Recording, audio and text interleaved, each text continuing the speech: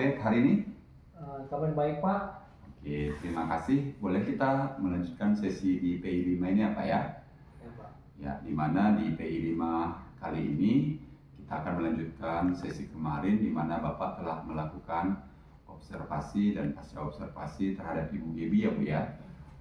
Dan kita saat ini melaksanakan coaching pasca observasi di dalam kelas. Untuk itu, tanpa sungkan, santai saja, rileks, kita melakukan proses pembelajaran di sini Pak Obed dalam rangka coaching. Jadi untuk itu, waktu dan kesempatan ini saya persilakan kepada Pak Obed untuk melanjutkannya. Terima kasih. Terima kasih Pak. Untuk kesempatan ini, selamat siang Bu Gebi. Selamat siang Pak Obed. Ya, apa kabar? Kabarnya baik. Ya, kabarnya tetap baik ya Bu. Karena tadi pagi sudah beraktivitas ya kan Bu, mengajar. Mungkin saya ambil waktunya ini Bu, karena kita kan sudah melakukan observasi di hari kemarin. Jadi di sini saya mau mengulang ataupun memberi masukan kembali penguatan untuk Ibu dari hasil-hasil observasi yang kita lakukan kemarin. Jadi di sini saya ingin bertanya lah sama Ibu dulu, bahwasanya perasaan Ibu bagaimana ketika kita melakukan observasi dari pra-observasi dan observasi.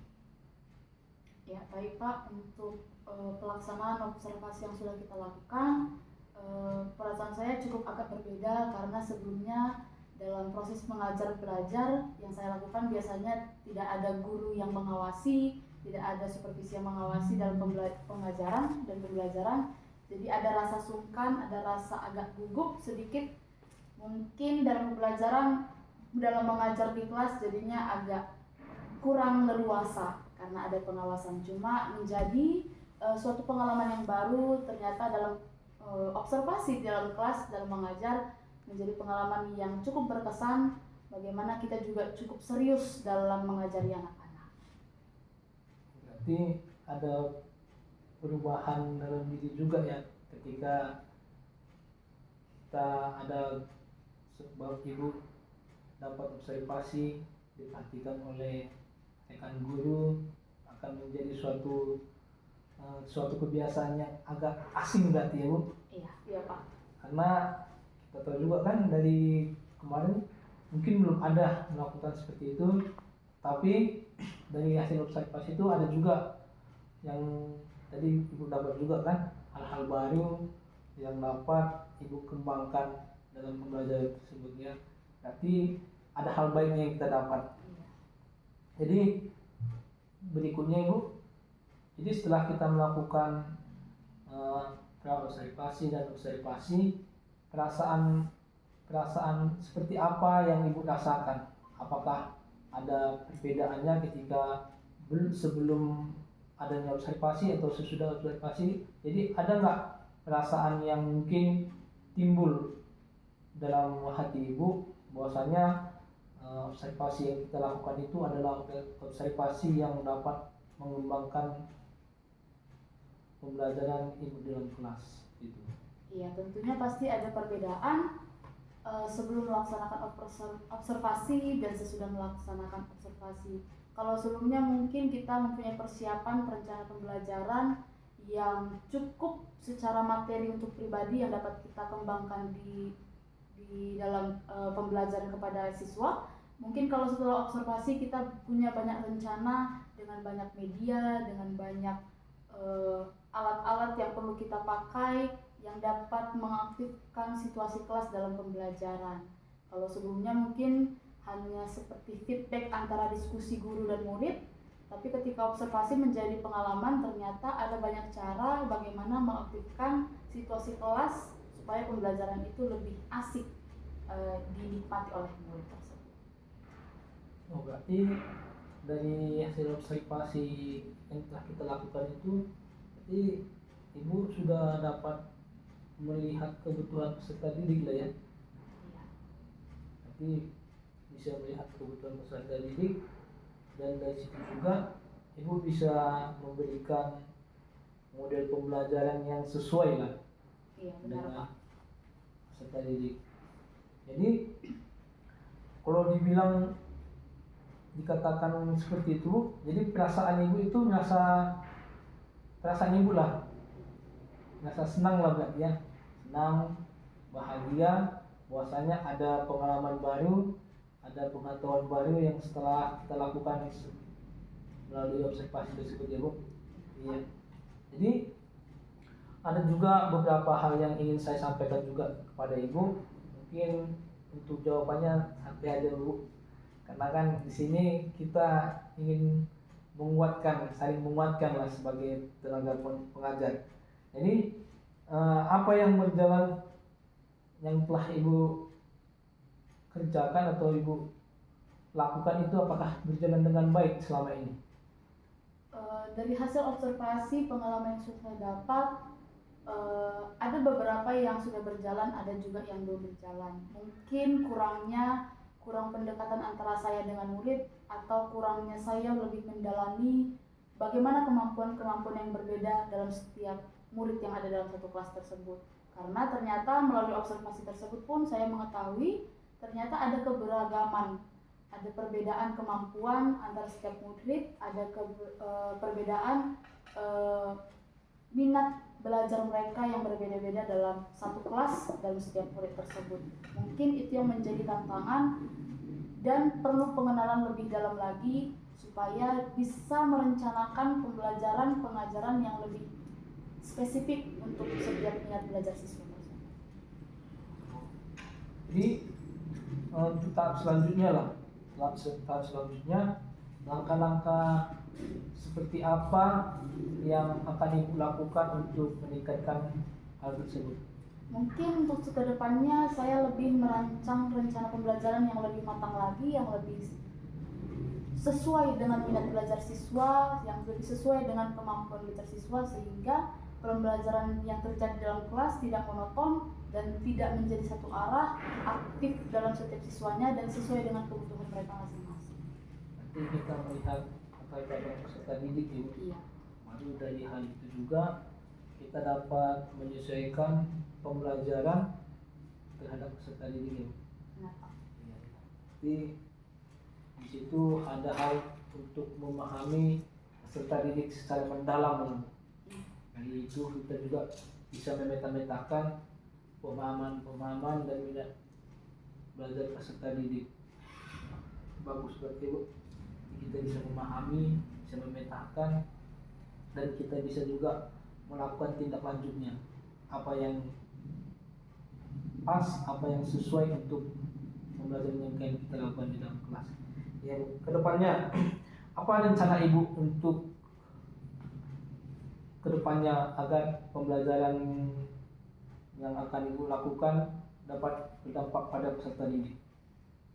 Untuk kedepannya saya berencana untuk menyiapkan lebih matang lagi bahan ajar untuk mengajar saya dalam kelas, mungkin dengan berbagai media seperti laptop, video, mungkin alat peraga yang lain yang mendukung pembelajaran dalam kelas, sehingga siswa juga bisa mendapat perhatian, bisa menarik alat ajar itu bisa menarik perhatian siswa untuk lebih fokus lagi dalam pembelajaran.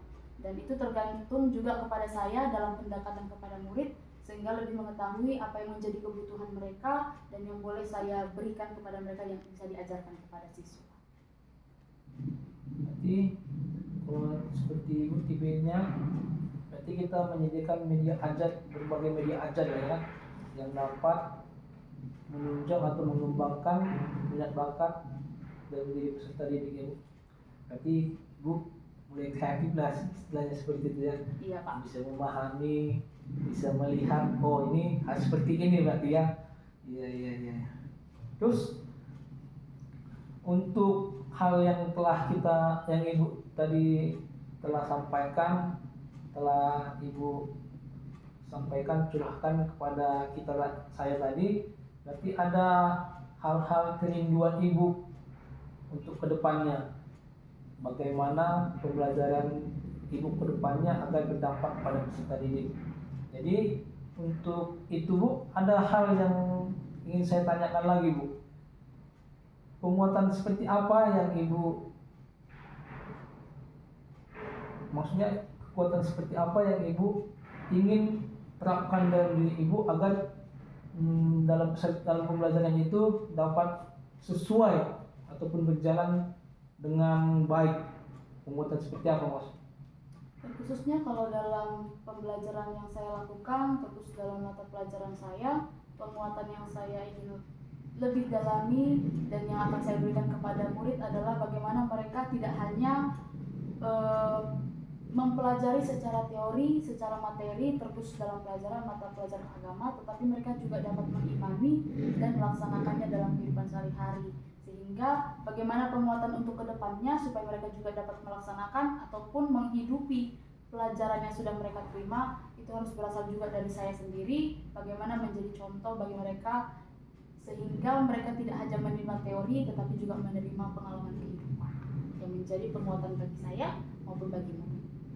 Berarti ada pembelajaran yang berdampak pada peserta didik yang dapat kita lihat melalui kehidupan sehari-hari lagi ya Bu. Berarti kita mulai dari diri kita sendiri sebagai calon guru, sebagai guru, dan kita sebagai guru dapat memberikan dampak pada peserta didik, dan peserta didik dapat merasakan dampak yang kita berikan, dan peserta didik dapat melakukan apa yang telah kita sampaikan melalui proses pembelajaran. Ya, itu sangat luar biasa ketika kita sharing itu Bu.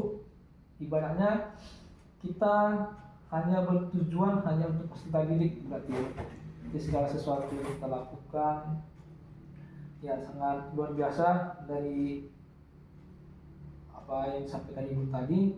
Jadi sampailah kepada terakhir ibu untuk refleksi dalam kegiatan supervisi observasi kita ini, apalah refleksi yang ibu sampaikan? Untuk mengenai refleksi dari observasi yang telah kita lakukan, ternyata mempunyai refleksi dalam pribadi saya sendiri. Kita sebagai guru ternyata perlu punya persiapan yang matang. Mungkin selama ini kita juga sudah buat persiapan materi seperti RPP, modul ajar dan segala sebagainya untuk menjadi bahan ajar kita kepada murid.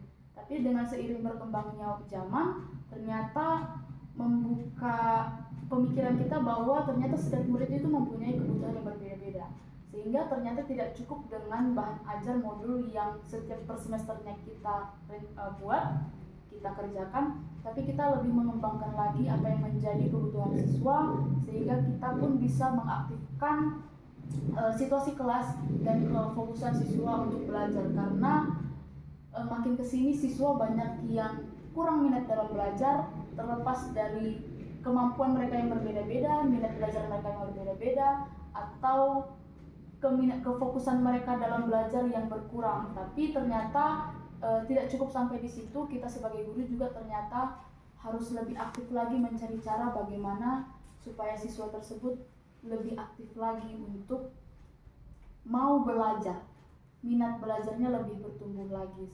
Jadi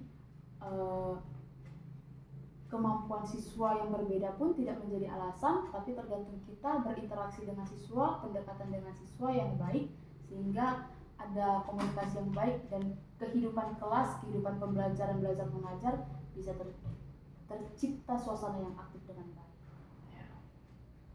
Terima kasih Ibu buat refleksinya. Terus untuk saya juga ingin berefleksi nih. Setelah Ibu berefleksi, saya juga ada ide-ide ataupun pengalaman baru.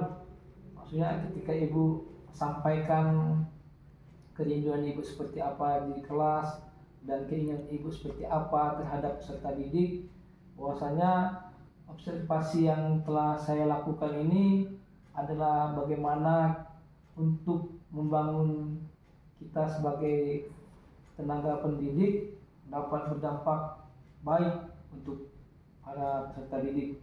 Karena dari hal ini juga, dari hal observasi yang saya lakukan ini juga, saya juga masih belajar bagaimana pembelajaran ataupun proses pembelajaran yang akan kita lakukan sebagai saya juga sebagai guru dapat berdampak baik, dapat berupa mengubah pola pikir peserta didik menjadi lebih giat lagi dalam proses belajar dan menerapkan apa yang telah ia terima dari peserta didik dan dapat ia kembangkan menjadi suatu nilai positif dalam dirinya. Ya Bu, itulah hasil dari kegiatan observasi kita. Pasca observasi kita ini, saya juga terima kasih banyak untuk waktu dan kesempatannya. Semoga kita ke depannya menjadi guru-guru pembaruan yang lebih baik lagi untuk peserta didik kita. Terima kasih Bu. Ya, sama-sama. Terima kasih. Ya, terima kasih Pak Obed sudah melaksanakan kegiatan coaching pra observasi dengan baik. Demikian juga saya ucapkan terima kasih banyak kepada partisipasi dari Bu Gibi yang sudah membersamai Pak Obed dalam kegiatan observasi dan pasca observasi ini. Semoga kedepannya baik Bapak Obed maupun Ibu semakin termotivasi kembali untuk membuat siswa lebih aktif dan lebih memahami pembelajaran dalam kelasnya. Demikian, terima kasih. Dimatikan.